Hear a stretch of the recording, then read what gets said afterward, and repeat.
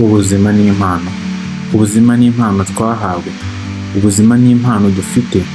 Ni impano tugomba gukoresha ngo tugere ku bindi byinshi. Mu gihe dufite ubuzima nibwo tugera ku bindi. Mu gihe ubuzima bwarangiye nta kindi kintu tuba tugishoboye kugeraho.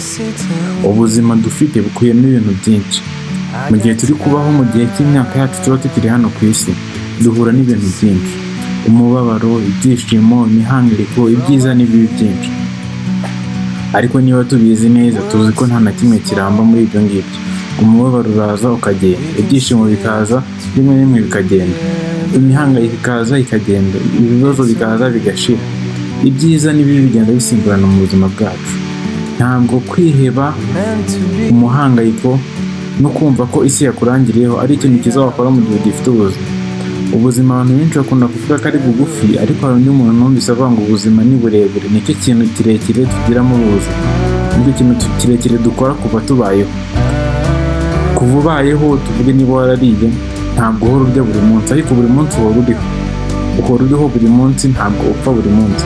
Upfa rimwe ariko ubaho buri munsi. Mu gihe uriho ntabwo ari byiza ko wihingamo umuhangayiko, ntabwo ari byiza ko wishyiramo umubabaro.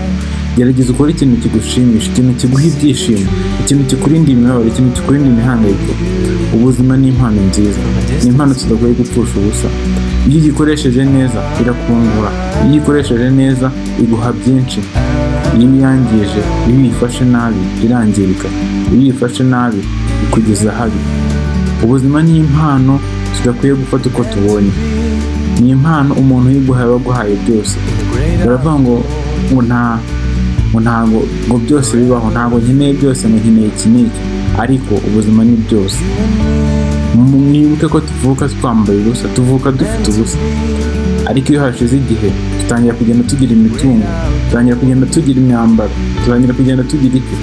Kuba tuvuka twambaye ubusa tukazagira ibyo tugira, ni ikigaragaza ko naho uri ubu ngubu wagira ibindi wongeraho, wagira ibindi wiyongera mu buzima bwawe. Niba ufite imihangayiko wayikira ukagira ibyishimo.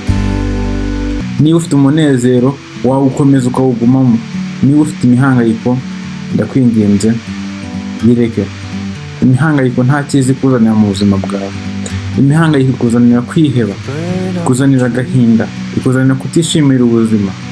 Imihangayiko ikuzanira kwiheba, kumva wanze abantu, kumva wanze ikiremwamuntu. Ubuzima ni impano ndende, niyo mpano ikomeye umuntu aguha. Tujye dushimira abantu baduha ubuzima buri munsi. Abaganga baduha impano ikomeye cyane, baratuvura, ubuzima bwacu bukiyongera. Hari indirimbo y'Amasanzu ivuga ngo kwa muganga turahatinya, ariko tuhakura ubuzima. Impano ikomeye ni ubuzima. You and me, we meant to be in the great outdoors.